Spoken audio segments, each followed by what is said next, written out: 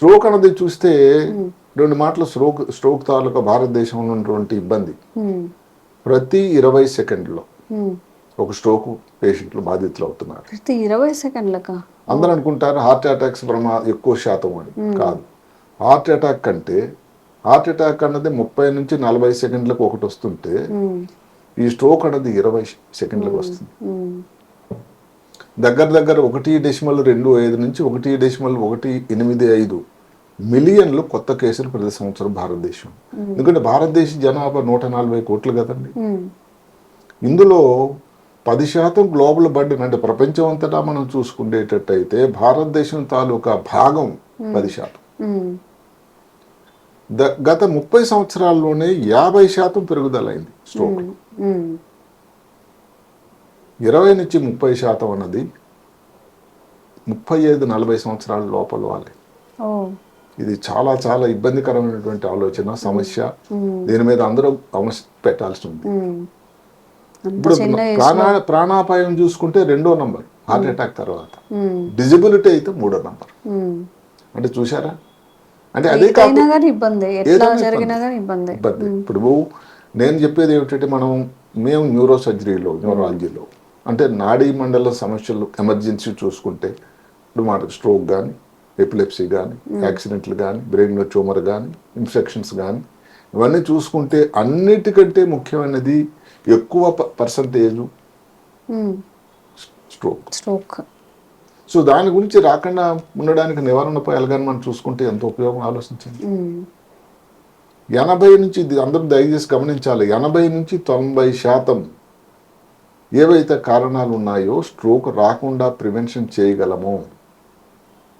అంటే ఇది modifiable causes అంటారు. అంటే ఆ కారణాలను కానీ మనం మన చేతిలో అదుపులో పెట్టుకొని కానీ చేయగలిగితే అసలు స్ట్రోక్ రాదు. కొన్ని మన చేతిలో లేని ఉన్నాయి. ఉదాహరణకు వయసు అన్నది మరి దాన్ని మార్చలేము మనం, అది మరి దానికి ఎఫెక్టే. అంటే ఏమిటి, 55 సంవత్సరాల తర్వాత ప్రతి 10 సంవత్సరాలకి డబుల్ అవుతుంది స్ట్రోక్ వచ్చే అవకాశం. అది మనం ఏం చేయలేం. అదే కాకుండా తల్లిదండ్రుల నుంచి తల్లికి కానీ, తండ్రికి కానీ, ఎవరైనా దగ్గర చుట్టాలకు కానీ స్ట్రోక్ వచ్చింది అనుకోండి, వచ్చేటువంటి అవకాశం చాలా హెచ్చుగా ఉంది. అదే కాకుండా ఇంకా ముఖ్యంగాను జెనెటిక్గా, జన్యుపరంగా వచ్చేది ఏమైనా వ్యాధుల వల్ల. ఇప్పుడు కొంతమంది రేసులు ఉన్నారు తెగల ప్రపంచంలో. అమెరికాలో ఉండేటువంటి ఆఫ్రికన్ అమెరికన్స్ అని కానీ, హిస్పానిక్స్ అంటారు. హిస్పానిక్స్ అంటే స్పానిష్ మాట్లాడేవాళ్ళు, స్పెయిన్ వాళ్ళు కానీ, లాటిన్ అమెరికా ఉండే అర్జెంటీనా, బొలీవియా, చిలీ, లేకపోతే బ్రెజిల్, ఈ దేశాలు లాటిన్ అమెరికా అంటారు. ఈ దేశాల్లో వచ్చేటువంటి వాళ్ళలో స్ట్రోక్ చాలా చూశారు. ఇంకా ఇంట్రెస్టింగ్ పాయింట్ ఏంటంటే స్ట్రోక్ రావడం అన్నది మగవాళ్ళు ఎక్కువ, చనిపోవడం అయితే స్త్రీలు. కారణాలు మనకు తెలియదు. ఇప్పుడు సరే పొల్యూషన్ అనేది ఉందండి, ఎయిర్ పొల్యూషన్ అనేది ఇంకా రోజు రోజుకు పెరుగుతుంది.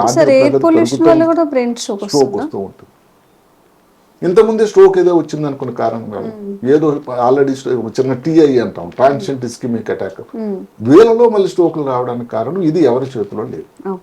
అయినా కూడా ఇప్పుడు మనం వయసును మార్చలేము, మగత ఏదైతే ఉందో ఇప్పుడు లింగాన్ని మార్చలేము, కానీ దానిని రాగే ఇబ్బందులు కానీ ముందు నుంచి కొన్ని విశ్లేషణ చేయగలిగితే ఈ కారణం వల్ల మనకు ప్రాబ్లం రావచ్చు, ఈ ఉపకాయం వల్ల రావచ్చు, ఈ బ్లడ్ ప్రెషర్ వల్ల రావచ్చు అని కానీ మనం ముందే తెలిస్తే దానికి అనుగుణంగా మన జీవన శైలిని, జీవిత శైలిని మారుస్తుంటే స్ట్రోక్ రావడానికి అవకాశం లేదు కదా.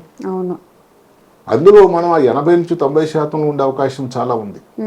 అందువలన నా ప్రకారం ఈ తరంలో, ఈ యుగంలో భారతదేశం ఏదైతే ఉందో 3వ నంబర్ స్థానానికి ఎగబాకాలి ఆర్థికంగా అనేటువంటి సమయంలో స్ట్రోక్ వచ్చిన తర్వాత వైద్యం చేయడం కన్నా స్ట్రోక్ రాకుండా ముందే ప్రివెంట్ చేయగలిగితే, నిరోధించగలిగితే ఇంకా చాలా ఉత్తమమైన నేను అనుకుంటూ ఉన్నాను. ఇందులో ఈ హార్వర్డ్ యూనివర్సిటీ అమెరికా వారు కొన్ని పద్ధతులు చెప్పారు, ఈ ఆలోచన చేస్తే ఉపయోగం. వాళ్ళు ఇంకొక మాట అంటారు, స్ట్రోక్ కోసం మన జాగ్రత్తలు అనేది ఈ రోజు నుంచే మొదలవ్వాలి, అదేదో స్ట్రోక్ వచ్చిన తర్వాత కాదు. మీరు మిమ్మల్ని ప్రొటెక్ట్ చేసుకోండి, స్ట్రోక్ రాకుండా బాధపడండి. Regardless of age and family history, ఏదైనా ఫ్యామిలీ హిస్టరీ ఉన్నా కూడా మీ జాగ్రత్తలుగా తీసుకున్నట్లయితే స్ట్రోక్ బారిన పడకుండా ఉండడానికి కూడా ఆస్కారం ఉంటుంది సుమా. వచ్చినా కూడా దాని తాలూకు ఇబ్బందులు అంత ప్రమాదకరంగా ఉండవు. అందువల్ల స్ట్రోక్ గురించి ఏదైతే ఉందో నివారణ చర్యలు ఆలోచనలు ఈ రోజే మొదలు పెట్టాలి. వచ్చిన తర్వాత చూద్దాంలే అబ్బాయి అని లేదు, పోస్ట్పోన్ చేయకండి. ఇందులో ఒక ముఖ్యమైన భాగం ఉంది బ్లడ్ ప్రెషర్. భారతదేశంలో బ్లడ్ ప్రెషర్ ఏదైతే ఉందో రక్తపోటు ఉద్యమంతో ఇబ్బంది పడుతున్న వాళ్ళు చాలా మంది. ఇది ఒక సైలెంట్ కిల్లర్.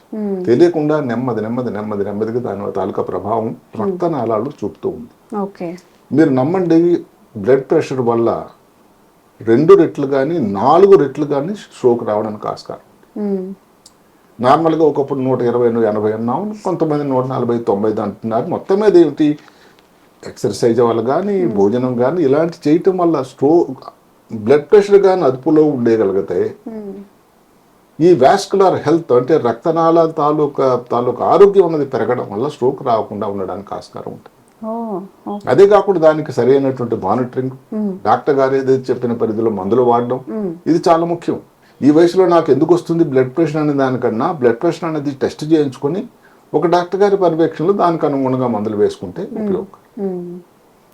రెండోది వెయిట్. ఊబకాయం అనేది ఇప్పుడు ఉండేటువంటి డస్ట్ జబ్బులు పెరిగిపోయినాయి, వెయిట్ వల్ల కూడా బ్రెయిన్ స్ట్రోక్ వస్తుంది.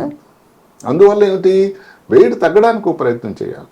ఏమిటా వెయిట్ తగ్గడానికి ప్రయత్నం అంటే మీరు తీసుకునే భోజనంలో 1500 క్యాలరీస్ చూసారా పర్ డే, 15 నుంచి 1800. అక్కడ షుగర్ బీపీ ఉన్నది అది కాదు. అక్కడ సాల్ట్ ఉండేటువంటి పదార్థాలు తక్కువ చేయడం, దగ్గర 1500 మిల్లీగ్రామ్. ఇలాంటి ఉపయోగంగాను ఆలోచనలు కానీ చేసినట్టయితే మీ బరువు ఎక్సర్సైజ్ చేయటం, మనం జాపనీస్ వాకింగ్ అని కూడా ఒకటి చేసుకుంటాం. ఆ జాపనీస్ వాకింగ్ వల్ల ఏం జరుగుతుంది, మీకు ఒక 3 నిమిషాలు తొందరగా నడవడం, 3 నిమిషాలు స్లోగా రావడం వల్ల మీ గుండె మీద దాని తాలూకా మంచి ఎక్సర్సైజ్ అయ్యి దానివల్ల బ్రెయిన్కి రక్త సప్లై కూడా CBF సెరిబ్రల్ బ్లడ్ ఫ్లో అని పెరిగి స్ట్రోక్ రాకుండా ఉంటుంది. ఎక్సర్సైజ్ మీరు చేస్తున్నారా, చాలా సంతోషం. ఇంకా ఎక్కువ ఎక్సర్సైజ్ చేయండి.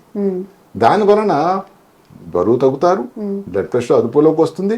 సరిగదా, ఇది అందరూ తెలియాలి. ఎక్సర్సైజ్ వల్లే, ఒక్క ఎక్సర్సైజ్ వల్లే ఇండిపెండెంట్గా దానంతట తాను స్వయంగా స్ట్రోక్ రాకుండా కూడా దగ్గర 20 నుంచి 30% ఉపయోగకరంగా ఉంటుంది. అంటే భోజనం చేశారు, ఉదయం బ్రేక్ఫాస్ట్ చేశారు, పక్కింటి వరకు వెళ్ళి ఒకసారి ఒక రౌండ్ కొట్టురండి. ఇందాక చెప్పినట్టు జాపనీస్ వాకింగ్ కన్నా చేయండి, ఏదైనా రన్నింగ్ చేయండి, సైక్లింగ్ చేయండి, గోల్ఫ్కి వెళ్ళి మీకు బాగా ముందు నుంచి ఇలీట్ హైఫై వ్యక్తులు అన్నట్టు గోల్ఫ్ క్లబ్లో చేరండి. ఎక్కడ కానీ చేసినట్టయితే ఈ స్ట్రోక్ అన్నది రాకుండా ఉండడానికి ఇండిపెండెంట్ అంటే బరువు తగ్గకుండా బీపీ కంట్రోల్ ద్వారానే కాకుండా ఒక్క ఈ వాకింగ్ వలన యూజ్ కూడా ఎంత ఉంది. ఎందుకంటే దాని లోపల ఉండేటువంటి వాస్కులర్ హెల్త్ ఏదైతే దానిలో ఉండేటువంటి ఇన్ఫ్లమేషన్ రాకుండా ఉండడానికి, రక్తనాళాల్లో క్లాట్ ఫార్మ్ తయారు కాకుండా ఉండడానికి చాలా ఈ ఎక్సర్సైజ్ అన్నది చాలా ఉపయోగపడుతుంది. అదే కాకుండా టిష్యూ ప్లాస్మినోజన్ యాక్టివేటర్ అని ఒక ఫంక్షన్ ఉంటుంది. మామూలుగా ఎవరికైనా స్ట్రోక్ వస్తే ఒక ఇంజెక్షన్ ఇస్తాం, అంటే క్లాట్ ఫార్మ్ అవ్వకుండా ఉండేది. ఈ ఎక్సర్సైజ్ సమయంలో ఇది ఉత్పత్తి అవుతుందట. ఇది కూడా చాలా ఉపయోగకరమైనది. అంటే ఒక్క ఎక్సర్సైజే మీ ఇండిపెండెంట్ గా కూడా అంత ఉపయోగకరమైనది. అందుకనే ప్రపంచ ఆరోగ్య సంస్థ కూడా ఏం చెప్తుందంటే కనీసం 150 నిమిషాలు వారానికి, అంటే 20 నిమిషాల నుంచి. మీరు అంతకన్నా ఎక్కువ చేయగలిగితే మరీ మంచిది.